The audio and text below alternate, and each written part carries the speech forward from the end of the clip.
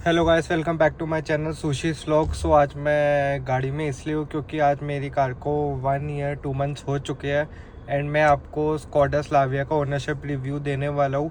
अगर मैं बताऊँ तो मेरी स्कोडा स्लाविया 1.5 DSG है। इसमें ऑटोमेटिक DSG बोल दिया तो ऑटोमेटिक हो गई ऑटोमेटिकली। एंड इसी के साथ अगर अब मैं आपको दिखाऊँ तो पहले हम बात करते हैं एवरेज की। मेरी अराउंड 13,726 चली है वन ईयर 2 मंथ्स में। एंड देन एवरेज की बताऊँ तो देखो अभी 10.3 एवरेज वो दे ही रहा है कार।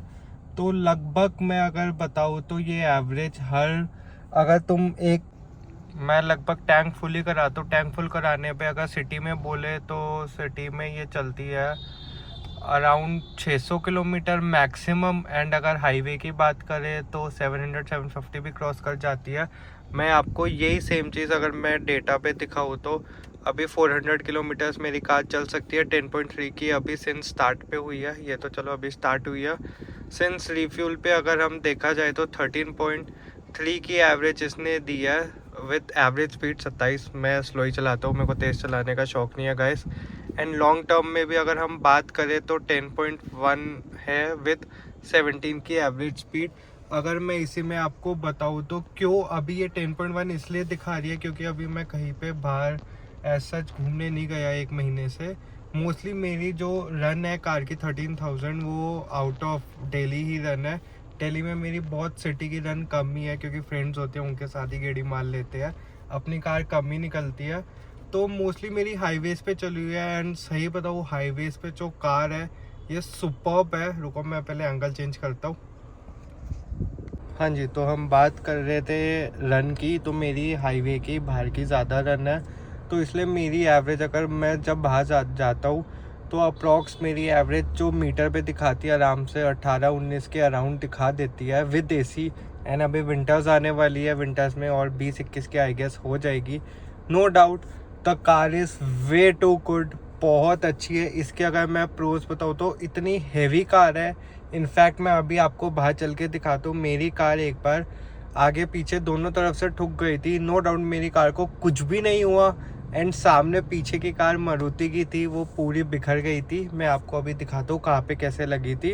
एंड अगर स्टीयरिंग बात करो, इसका जो स्टीयरिंग है इतना सुपर्ब स्टीयरिंग है। जो स्टीयरिंग है इतना अच्छा स्टीयरिंग है। पर्सनली मेरे को ये स्टीयरिंग बहुत पसंद है। इनफैक्ट अगर तुम 1 लीटर के टॉप मॉडल्स लेते हो उस पर भी ये सेम स्टीयरिंग आता है। स्टीयरिंग की जो लुक है बहुत अच्छी लुक है स्टीयरिंग की।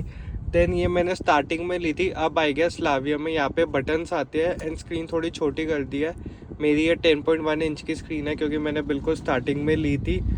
सिर्फ जो एक ड्रॉबैक जो मुझे लगता है कार में है वो I don't know, may be जो स्लाविया ओनर्स है वो मेरे से रिलेट कर पाएंगे। वो ड्रॉबैक ये है कि कार की एसी की कूलिंग थोड़ी कम है।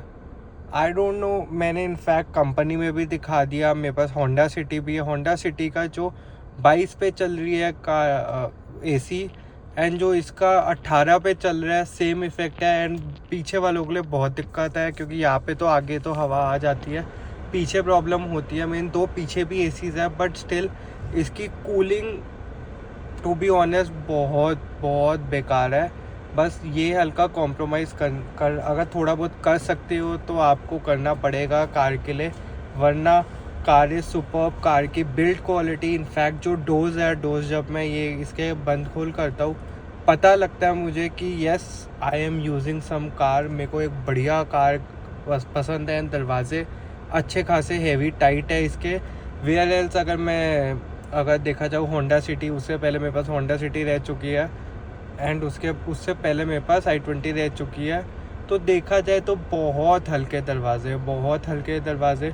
एवरेज वाइज पे देखा जाए तो मेरी 1.5 है। अगर आप 1 लीटर लेते हैं तो 1 लीटर पे आई गेस एवरेज सिटी की 12 to 13 आती है, जो इसकी 10 की आती है। एंड अगर आप हाईवे पे जाएंगे उसकी, क्योंकि वो 1 लीटर है, हाईवे पे वो 17-18 तक मैक्सिमम देगी। एंड अगर मैं इसको क्रूज़ कंट्रोल पे चलाऊँ तो एक बार आई गेस 20 या 21 की एवरेज दी हुई है।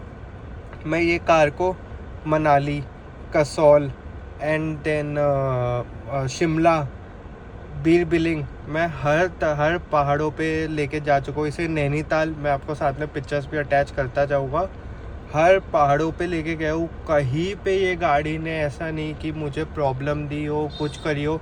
इनफैक्ट अब आती है बात परचेज़ की।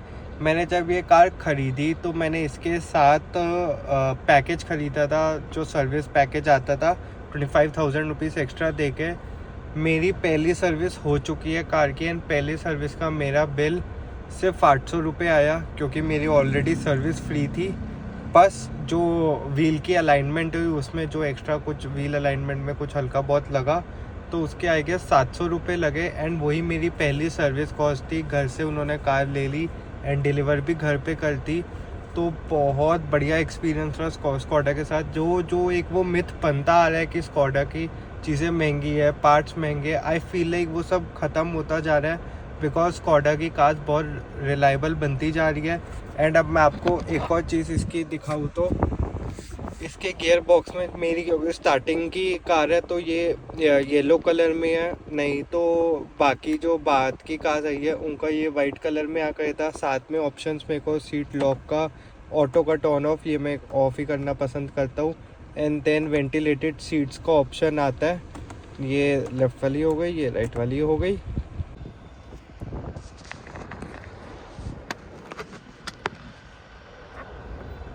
सो येस, अगर हम ओनरशिप की बात करें तो I am very much happy with the car.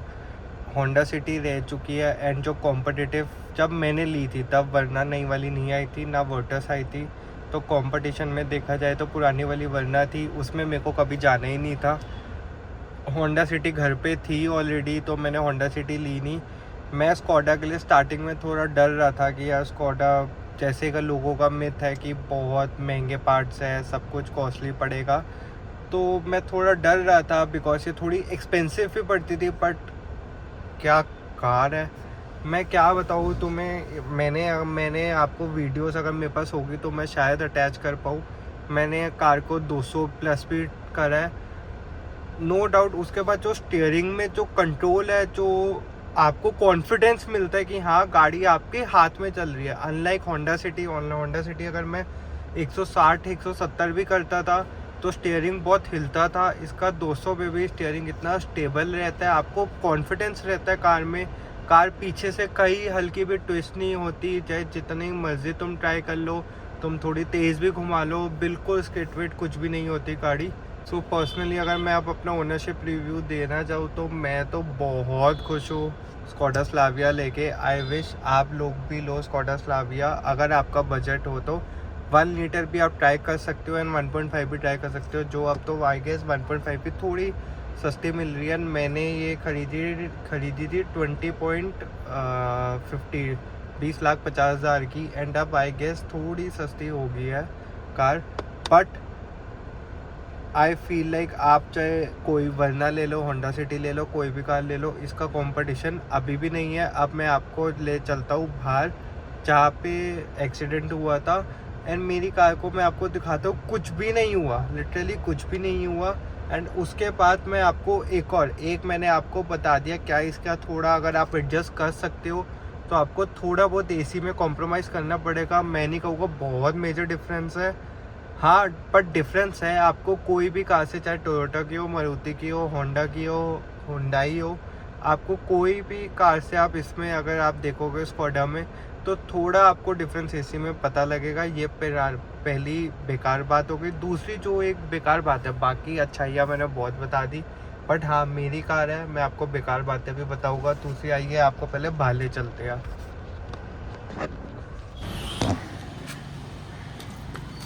ये रहा पीछे से निशान, मेरी कार पीछे से मारुति ने लगी थी। मारुति की कोई गाड़ी थी, आई डोंट रिमेंबर। उस टाइम दिमाग इतना ख़राब हो गया था, गाड़ी भी नहीं पता लग रही थी, बस ये पता था मारुति की। ये आप अगर देख सकते हो तो मेरी डिक्की थोड़ी बेंड हो गई है, ये मैं अभी इंश्योरेंस पे ठीक करा लूँगा। एंड सही बताऊँ तो मारुति का बम्पर लगा था, एंड बम्पर पूरा हिल गया था क्योंकि उसने नॉर्मल पे सीधा क्रैश करा था।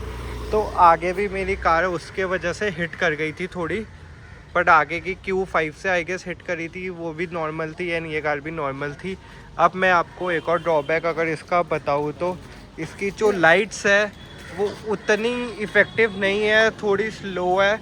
मैं आपको अंदर चल के मैं अगर आपको दिखाऊँ इसको स्टार्ट करके, इसकी लाइट्स आई फील लाइक कि थोड़ी नीचे पड़ती है या थोड़ी वीक है। तो इसकी एलईडीज है सारी, फिर भी थोड़ी सी वीक है आई फील लाइक। मैं अगर अभी आपको ये दिखाऊँ, ये कार स्टार्ट हो गई एंड अभी मैं आपको इस पर डिपर मार के दिखाता हूँ। पहले एसी चला लूँ, एसी के बगैर गुजारा नहीं है यहाँ पे। अगर मैं आपको अब डिपर मार के दिखाऊँ, ये हो गई हाई बीम। हाई बीम पे अगर आप नोट कर पा रहे होगे तो थोड़ी नीचे की तरफ है हाई बीम पे, ये लो बीम, ये हाई बीम। जबकि मेरा अगर आप देखा जाए तो ये भी 3 पे है, तब भी अगर हाई बीम पे देखा जाए तो बहुत ऊपर नहीं जाती, बहुत नीचे ही रहती है हाई बीम।